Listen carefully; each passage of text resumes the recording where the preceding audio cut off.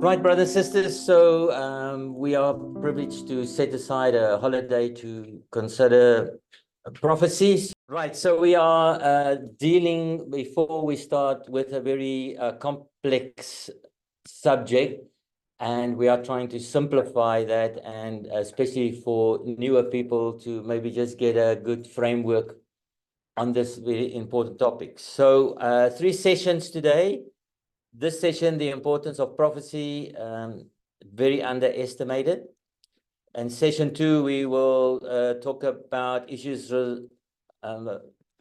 revolving around this idea of Jesus told us exactly when he will return. So that should pique your interest. I can warn you up front, we're not going to give you a date. Okay, so don't worry, we're not those kind of people who are trying to predict the exact date. That is impossible.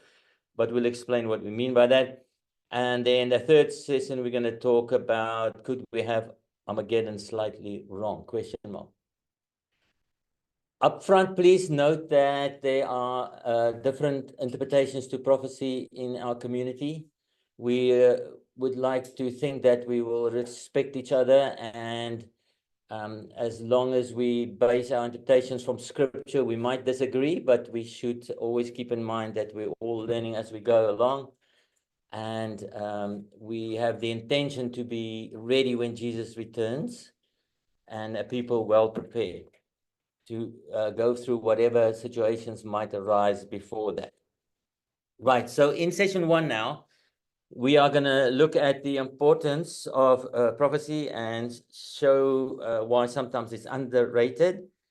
We're going to then look at the mainstream current interpretation in the Brotherhood of prophecy as a framework, because obviously we want to, as the title implied for this fraternal, revisit that and see if there's maybe a need for some revision. And then also in the first session, we then going to touch on basic concepts like Armageddon, the rapture. Can anyone or no one can tell when Jesus will return? So first session, basics, so we all get a good grasp of foundational concepts that we all agree on, and just get an idea what the interpretation is that you will hear mostly from us in the Brotherhood. And then after that, we will move into sessions 2 and sessions 3 that will be a bit more meaty, I would say, okay, and a lot more scriptures. We're not doing any readings because there will be enough scriptures on the screen. So different attitudes towards prophecy. Don't know about you, but in my experience talking to people and dealing with the subject, there's different attitudes. Some people think it's too complicated, right? We should understand that if we are going to stay in the scriptures, we should be able to find solutions for prophecies without having to go out of the book of the Bible. And with the correct methods, we should be able to come to some conclusions. The more we go outside the Bible and do not stay with the true source, most probably then it will get very complicated, and that might be one of the reasons. It's too controversial.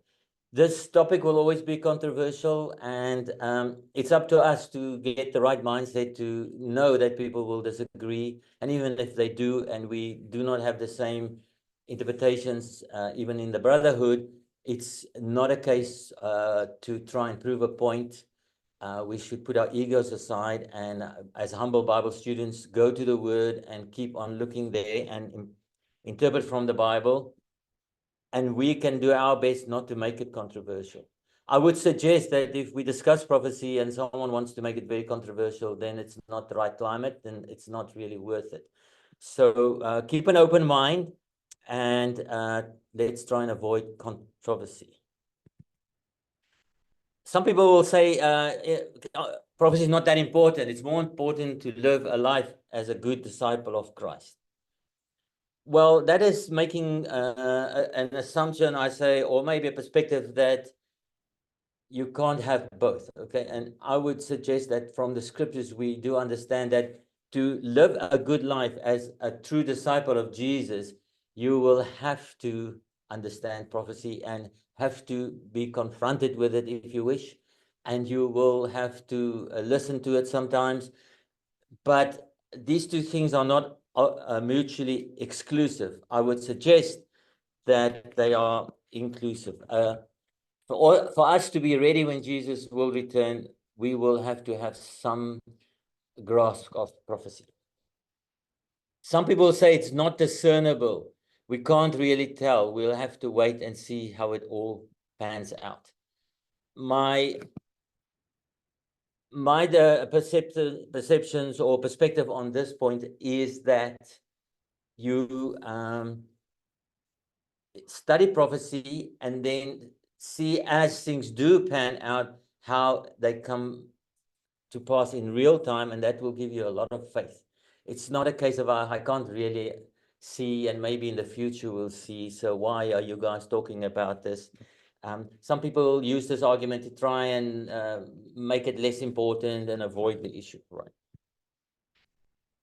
The other thing that we will sometimes mention is Jesus said, no one can tell the day or time, so what's the use of even trying, right?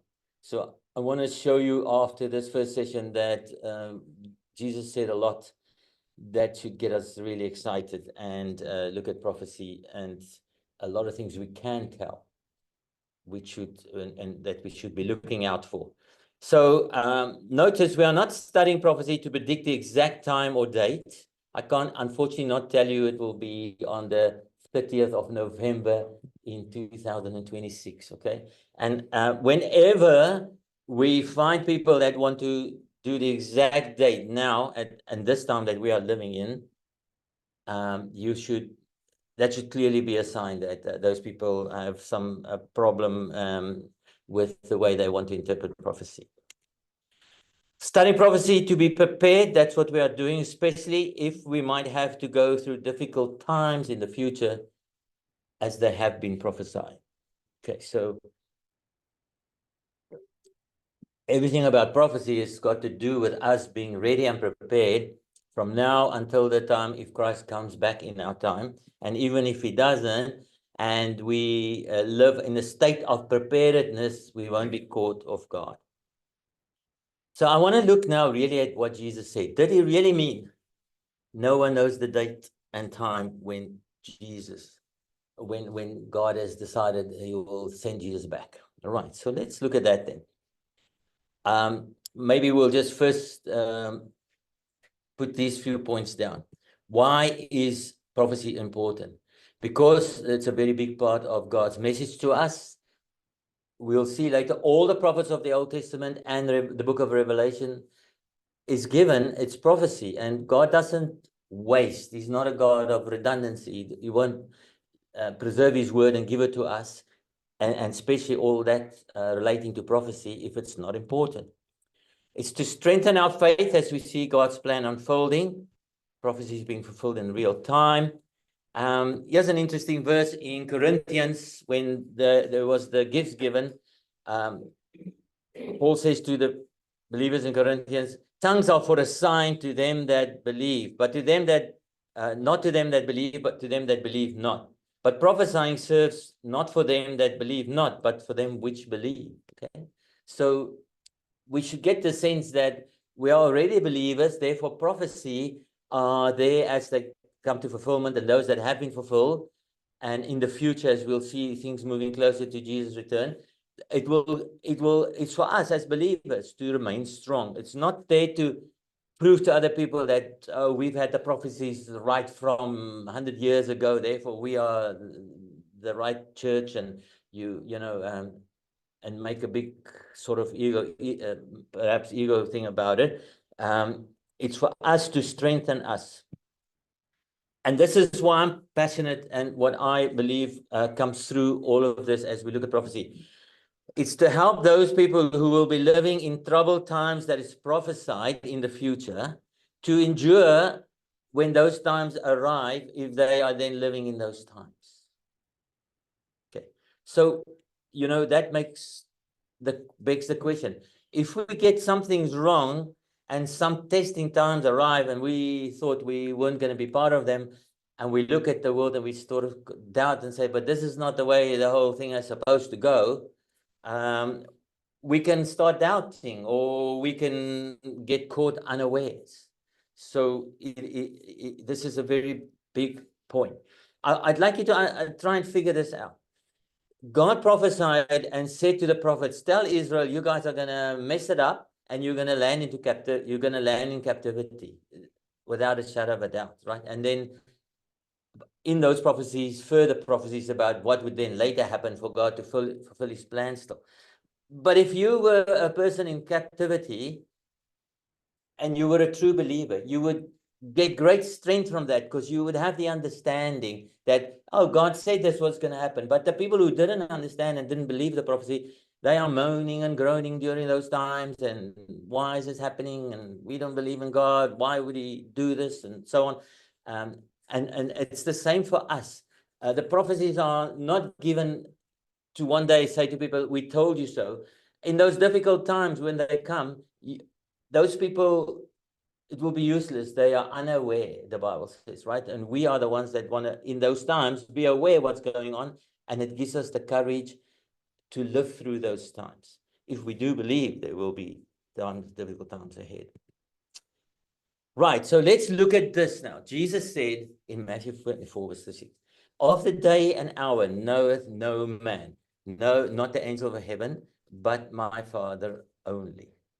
Right. So first of all, we should understand from that, God has got a set date, and we'll see in session 2 with Daniel 70-week prophecy. There is a set date that God has decided and is determined that Jesus will return, right? And he knows that day. But do you realize that the word knoweth here is in the present tense? So not knowing something in the present does not mean it cannot be known in the future. So basically, Jesus said to the disciples in context there, no one here, while I'm talking to you, you want to know from me when I will come back to set up the kingdom. But no one here, not even me, as I'm talking here to you now, can know that time and hour, right, at that time. But he did not say nobody ever in the future at any time will ever know. Think about that.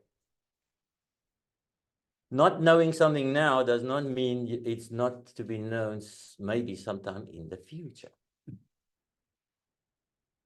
So when Jesus expounds on prophecy, it's the same principle, and we're going to look at that now to prove this point further.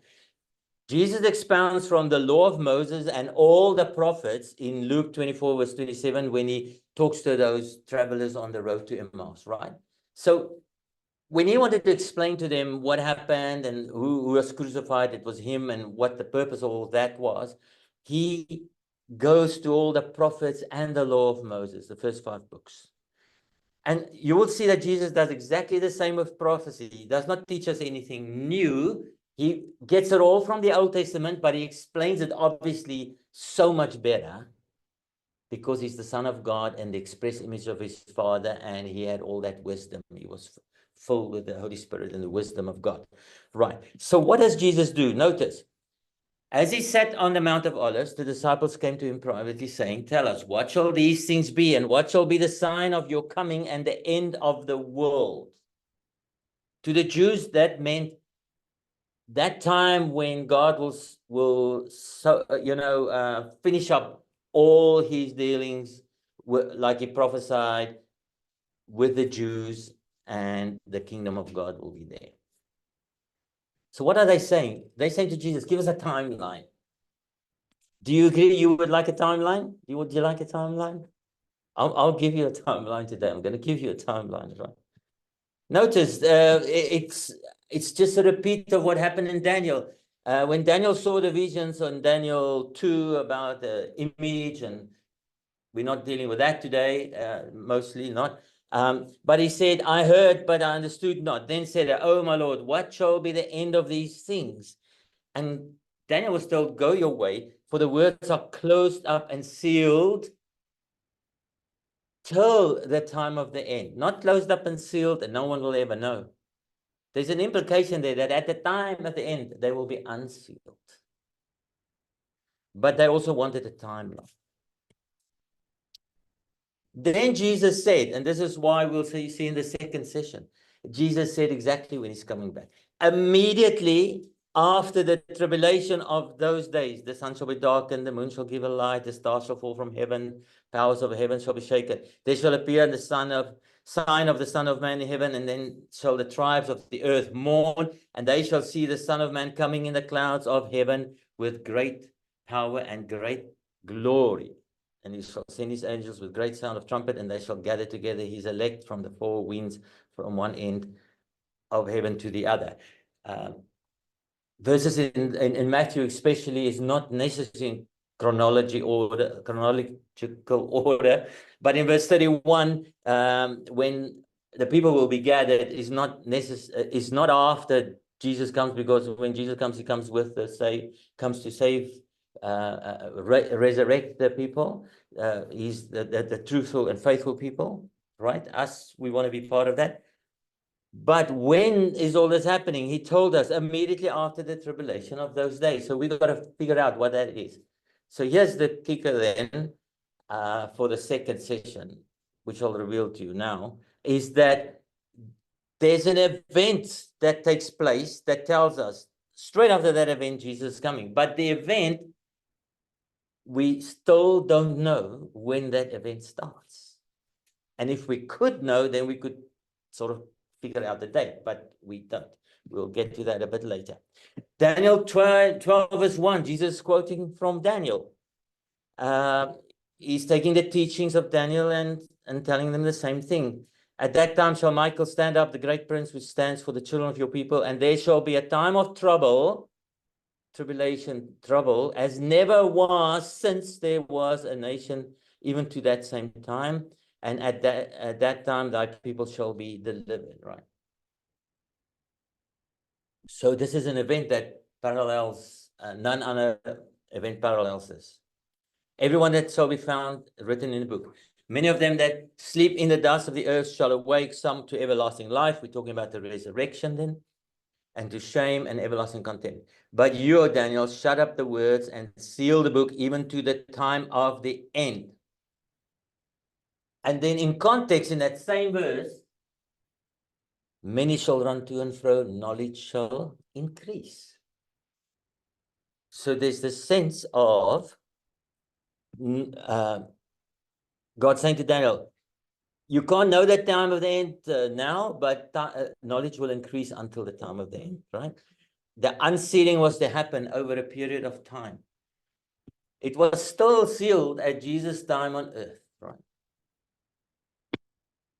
Jesus understood what it meant that there will be a time of tribulation and trouble, and he's going to give it another name. We'll see from Daniel. But he knew what the event was, but he didn't know exactly when it was going to happen. Does this still make sense, everybody? The audience in front of me, you guys have got an important function today. I can see by your faces. If you're totally confused, then I don't know what the people are. Sorry, people who are dialed in. It will become clearer as we go. So Jesus told them exactly after which certain future event he would come. We know the duration of that event, as I'll show you later. We don't know yet when the event will start. Thus, we can't predict the date of his return. Okay. Notice we carry on with Daniel. In Daniel 12 verse 6, Daniel is told that, and one said to the man clothed in linen, which was upon the waters of the river, how long shall it be to the end of these wonders? Second time it's now asked in that chapter. I heard the man clothed in linen, which was upon the waters of the river, when he held up his right hand and his left hand unto heaven, and swore by him that liveth forever, that it shall be for a time, times and a half, and when he shall have completed to scatter the power of the holy people, all these things shall be finished. When is Jesus coming? When there is a scattering of the Jews and the power of the holy people. They will be scattered and subdued and have no power. And that is going to last for a times and a half. And when that has happened, Jesus comes back. That's now a further clue of the tribulation, after that tribulation, right? Notice this event has a time. This idea of a times and a half, what does that mean in the Bible? Well, it really is another way of saying 3.5 years. So what are we learning here? You'll see from the slide here, the 3.5 years occurs 5 times in the book of Revelation. It gives you there, but if ever you read and you read 42 months, it's this period of 3.5 years. 1,260 days it's referred to. We're not going to go into the book of Revelation. We'll be here all week, right? All I want you to understand from now is that there is a 3.5 period, and this verse says that the Jews, the holy people of God, in this Daniel, your people, your power will be taken away. Okay, and after that is accomplished, then comes the time of the end. Jesus will come back, right? But in verse 8, and I heard, but I understood not. Daniel could not understand this at that time, right? It was too far away. And even in the image that Daniel saw in chapter 2, remember, he could understand the gold of Babylon, and the Medes and the Persians were there, and the Grecians. But the fourth beast doesn't even have a picture of it. It's not a line, nothing. It's just unidentified. It was the Roman Empire was too far in the future. He couldn't understand who that would be, but he just knew some empire would come that would subdue the Jews, right? So then it says, "Oh my Lord, when shall the end of these things be? When shall this be?" And he said, "Go your way, the words are closed up and sealed till the time of the end." Right? Right. Let's look at Matthew 24:15. When you therefore, carrying on now with Matthew 24, see, and this is this time of trouble, the abomination of desolation spoken by Daniel the prophet, stand in the holy place. Whoso reads, let him understand. Then let him which is in Judea flee unto the mountains. Can you see what's happening here? When Jesus spoke these words, he said to the people there's going to be a time where there's this abomination of desolation, whatever that means. But if you're the ones that live in that time, let the reader understand. Prophecy is given so that if a Jew at the time of AD 70, when it looked like this was going to happen, but it was just a type of that prophecy fulfillment, partial fulfillment. Someone who lived in Judea, if they understood what Jesus said, they would have said, this might be the time of Jesus coming because it looks so close to this time of the end, right? And this is why I'm saying prophecy is so important. We want to always look at the things that are happening in the world and saying, this looks very much the further unsealing, a little more information, a little more information. This looks very much like Jesus. This is the time when Jesus can come back. This is the time of that great tribulation. And if this finishes, he'll come back. He's coming back straight after. And if you were a person who understood in AD 70 what was happening, you would get out of Judea and flee to the mountains. You would get out of Jerusalem because that Jerusalem was razed to the ground by the Romans, right? But the people stayed there. Many died, like they will again in the near future. Right. Prophecy was given for those who would be part of it in the future to take the right action. Daniel 12 verse 9, Jesus is quoting again, from the teachings of Daniel. Daniel said, go your way, for the words are closed up and sealed till the end of the time. Many shall be purified and made white and tried, but the wicked do wickedly, and none of the wicked shall understand, but the wise shall understand. So there's this theme in the Bible of true believers, the wise ones. We understand the sign of the times, and as they carry on being revealed, we will know, right? Carrying on with Matthew 24, verse 32. Learn the parable of the fig tree, and I'm hoping to give you some new light here. When this branch is yet tender and putteth forth leaves, you know the summer is nigh. So likewise ye, when you shall see all these things, know that it is near, even at the door. I say unto you, this generation shall not pass till all things be fulfilled. Now, we've battled with this as Christadelphians. We always say, the generation that Jesus spoke to, even if you make a generation 40 or 70 years, has come and gone, and the prophecies haven't been fulfilled. So we try and explain that away. Because we say the fig tree is a symbol of Israel. So please stay with me here.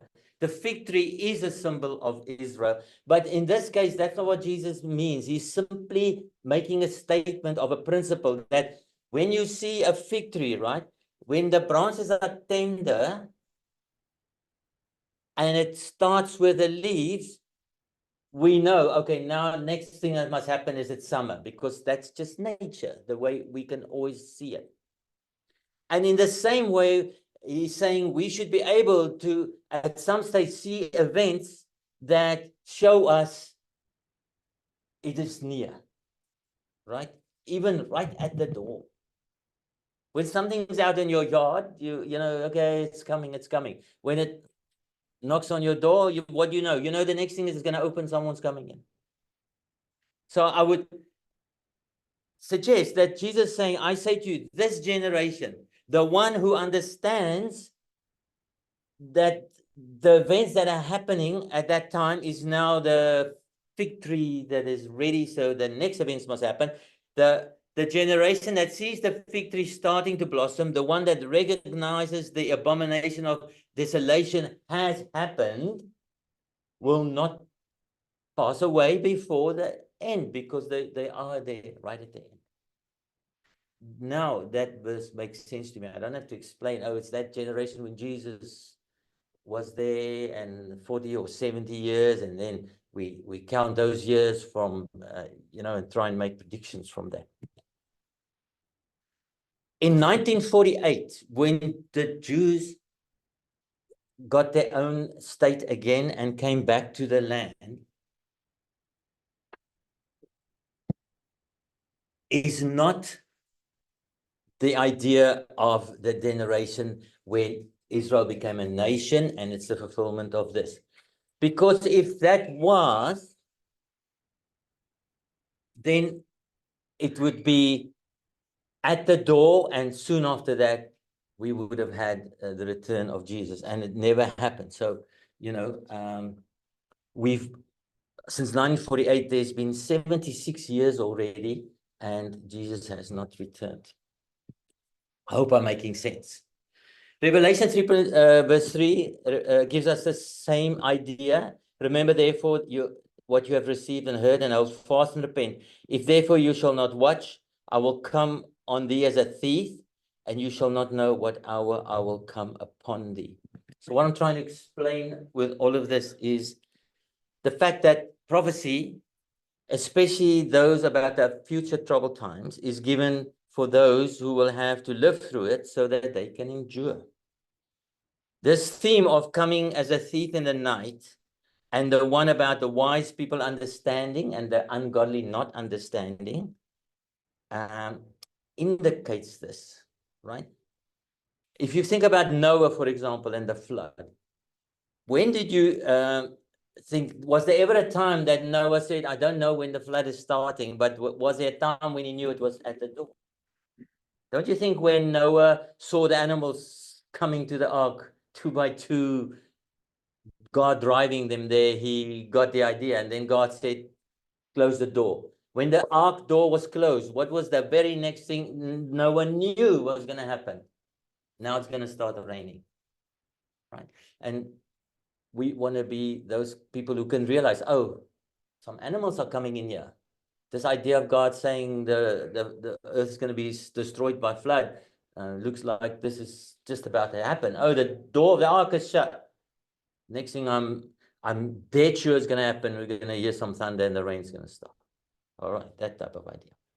So notice here's another example of Jeremiah being told about the latter days when Christ will return, but it would not be understood, but until the latter days, then it would be. In Jeremiah 30, verse 9 to 10, but they shall serve Yahweh their God and David their king. So notice Jeremiah is talking about a future time when Jesus will come and be made king, okay? Whom I will raise up to them.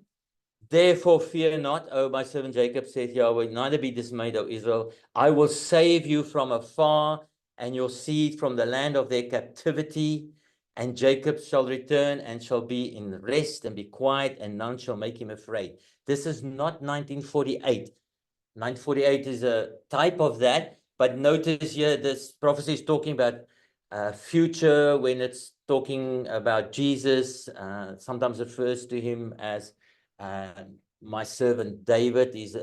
David was a type of Christ as a ruler king, right?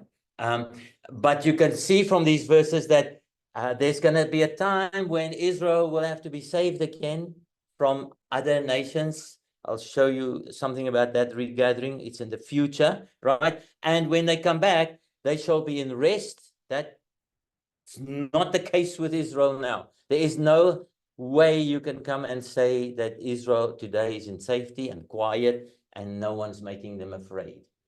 If you just look what's going on there and look what a lot of Israeli people are saying that's living in that land, they are very afraid, very afraid. They are not confident that they can be saved by from the missiles anymore. I've seen videos where people cancel events in certain areas because they're too worried they might be killed there. Right. So, but then in Jeremiah 30:24, it says, the fierce anger of Yahweh shall not return until you have done it, and until you have performed the intents of his heart. In the latter days you shall consider it. So and that word consider is the Hebrew word for understand, to understand something and to be mentally distinguishing what's going on. So you get this idea.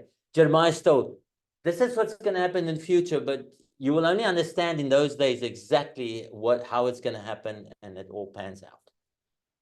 But you will be in the latter days when more of the sealed prophecy becomes unsealed as time progresses, you'll be able to understand it. So I cannot underestimate the prophecies. We cannot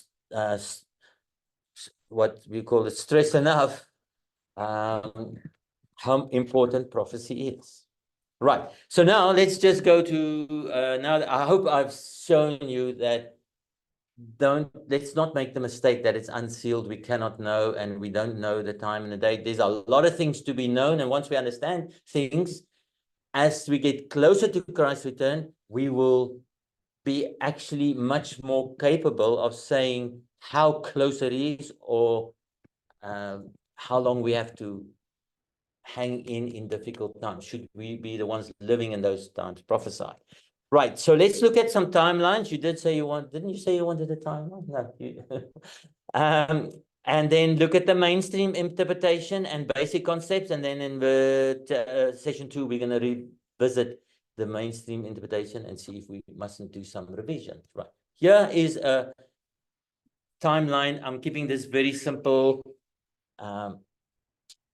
And I just want to make you understand that when we look at the scope of prophecy and look at the timeline, there's a need to kind of figure out periods of time that we can think about where these things might happen, where we're going to fit them in. So here, basically, I've got for you the time of Jesus' return, Zechariah chapter 14. You can make a note of that if you're new to prophecy. Definitely, that is one of the pivotal, I say, foundation chapters that will show you Jesus comes back. Zechariah 14, he comes back to Jerusalem and then goes out and fights against the nations round about and has a victory there, right? So Jesus returns. So let's make that the first yellow dot, okay? And we are now living in the, call it brown color bar there, from now till Jesus returns. at some time. And then we have what we call the 1,000-year kingdom. We will rule. And at the end of that time, in Revelation 20, we read of the white throne judgment, the final judgment, where people in the 1,000-year that had a chance to either accept or reject Jesus will be judged, and some will be given life eternal, the faithful ones, and others not. Right? So that's pretty standard. We all understand that. Does it make sense, people? Right? Thank you. Maybe I should ask you more questions to keep you awake, but you all look very awake. Cool. Okay, so let's take Daniel 2 now and just give you an idea of how this works. When we talk about the scope of prophecy, I want you to understand the following. I'm going to quote you a verse here. It's on the, I read it to you. And then where do we put this, right? Daniel's in verse 34 says, when he saw this image, the feet was part of iron and part of clay. You saw that a stone was cut out without hands, which smote the image upon the feet that were of iron and clay, and break them into pieces. And the wind carried them away, that no place was found for them. And the stone that smote the image became a great mountain and filled the whole earth. Where do we put that? That Jesus is the stone, and he comes and he destroys something. All right, we have to define that. It's well defined, but for now, then that stone, notice the prophet doesn't say the stone hits the image and then there was a mountain. The stone grew, became a mountain. So where are we going to put that on the timeline? Became a great mountain and filled the whole earth. Are we going to put it in the orange or the purple space of time?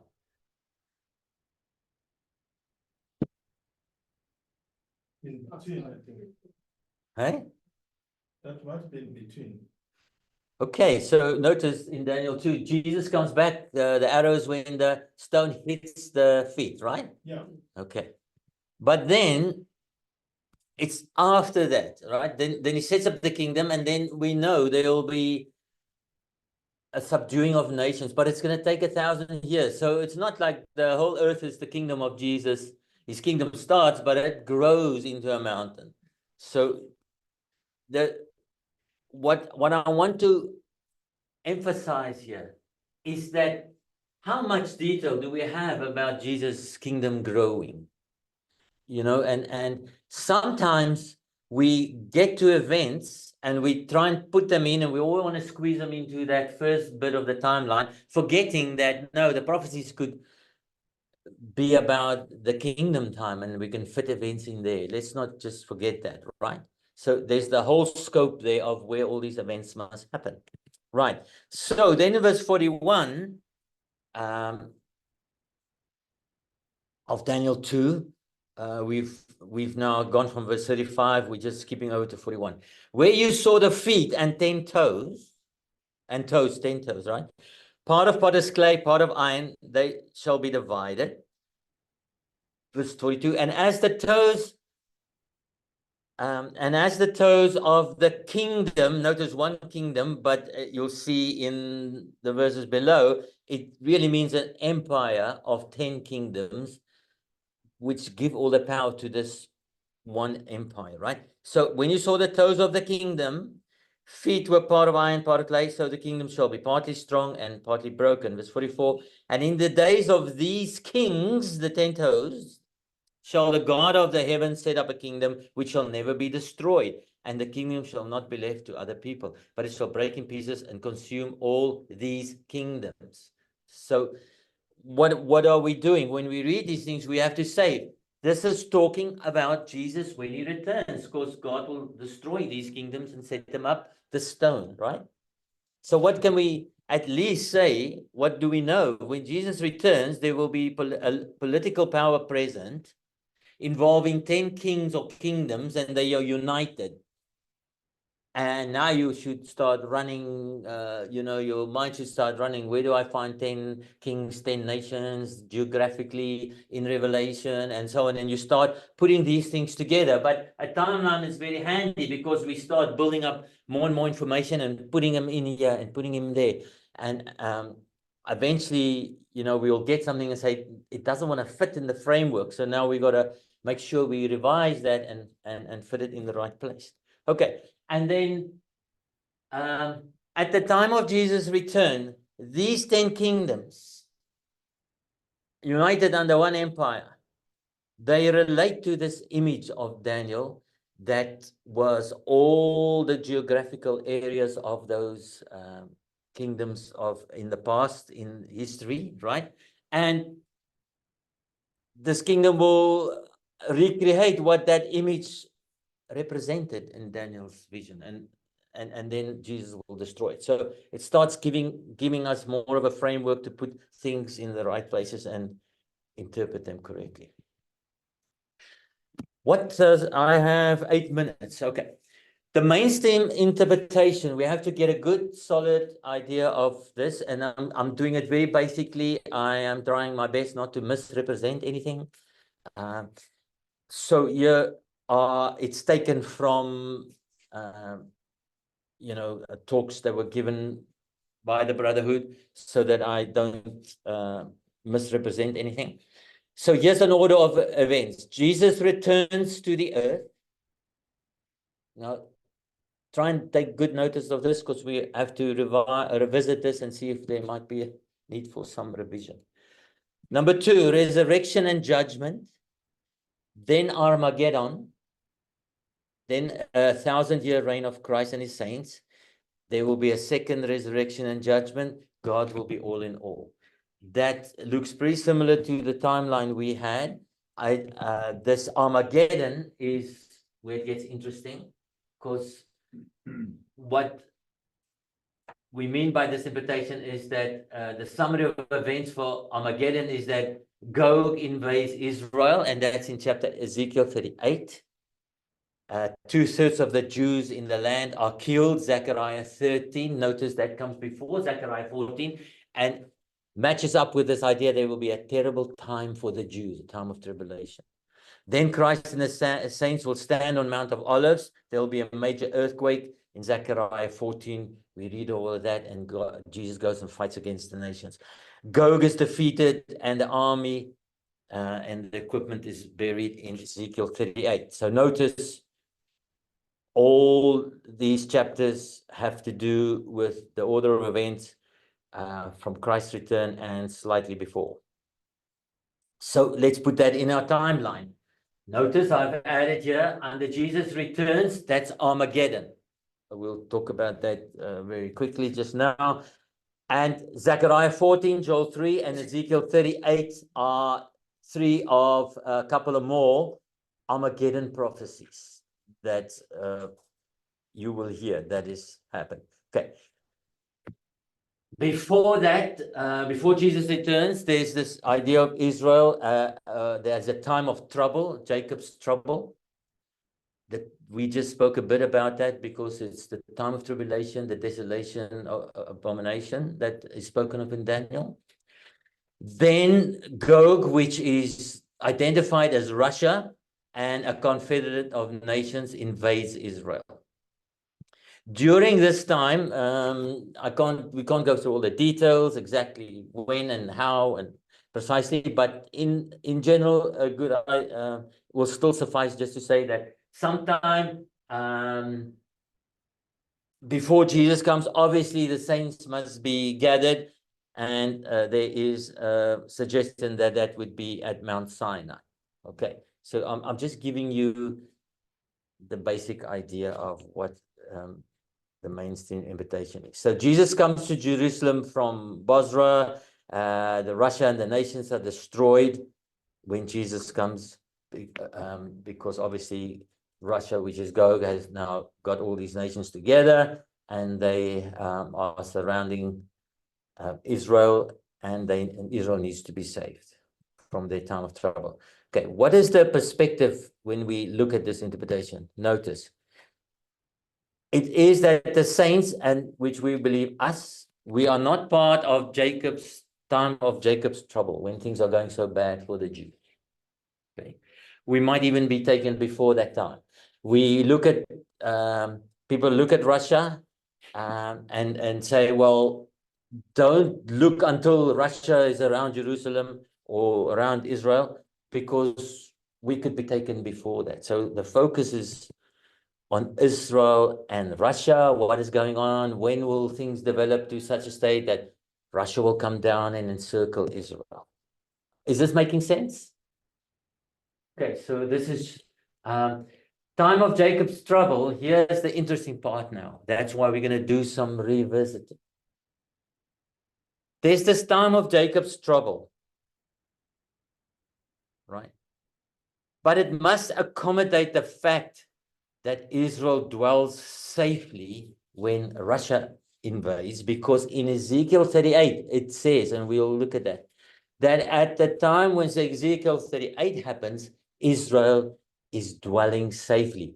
And most people that are reasonable, I believe, would have to admit that that is definitely not the case with Israel now, and it's not going to be like that for a long time. Right now, you know what's happening in Israel. Rockets are now coming through the defense system, dropping down in Tel Aviv, and the issues in Israel is getting worse. Okay, they are not a safe country. Okay, because in Ezekiel 38, verse 8 and 11 says, after many days you will be visited, as in the latter years thou shalt come into the land that has been brought back from the sword. I want you, if you're a keen student, please make a note that in Ezekiel it doesn't say in the latter days. It says in the latter years after many days, not the same phrase. Okay, but anyway, what will happen? It says there, you will come into the land that's brought back from the sword. Notice the indication. Israel is now in a position where they are taken out of war, brought back from the sword, right? And is gathered out of many people against the mountains of Israel, which have always been waste, and brought back forth out of the nation, and they shall dwell safely, all of them. And you shall say, I will go to the land of unwalled villages. Look at all the clues. I will give them that are, go to them that are at rest. They dwell safely. They dwell without walls, and they have neither bars nor gates. And this has been speculated without proper biblical definition, which we're going to do in the next session 3. What does this really mean? But if you believe that Gog, which is Russia, comes down and encircles Israel, is part of Armageddon, then you have to say, but how can there be this time of trouble, but they're dwelling safely? And the people try and explain it by saying, oh, they feel confident, or they will win the war that they're busy fighting now, and then they will be in safety, or there will be a peace treaty with the Arabs, and then everything will be fine. We should know by now that no peace treaty will ever work. Only Jesus can bring true peace. Okay, we have to move on. So we are going to revisit this in session number 2. We're going to look at this whole thing about what is Israel's time of Jacob's trouble before Jesus comes. And then we will, in session 3, look a bit more at Ezekiel 38 and what is going on there. How do we reconcile these things? In closing, 2 more aspects that is very helpful when you look at prophecy. Please remember that Armageddon is not World War III. World War III can still happen, the nations fighting each other, and right now, some people say World War III has already happened, you know, if you look at what's going on in the world at the moment, but it could be that there's another World War III, but that's not Armageddon. Armageddon is Jesus against the nations, right? That comes from this word Armageddon, which really means a heap of sheaves in the valley of judgment, right? In Revelation, you have that image coming up again where there's a sickle into the valley of sheaves, right? So Armageddon, and it is not at Megiddo, like some people propose. if you look at all these verses about Armageddon that relates very much to Revelation 16, verse 14 to 18, you will see that when we talk about Armageddon, we talk about the nations coming around Zion, Jerusalem. And notice when it says sometimes all nations, it doesn't necessarily mean that each and every nation in this world must be there.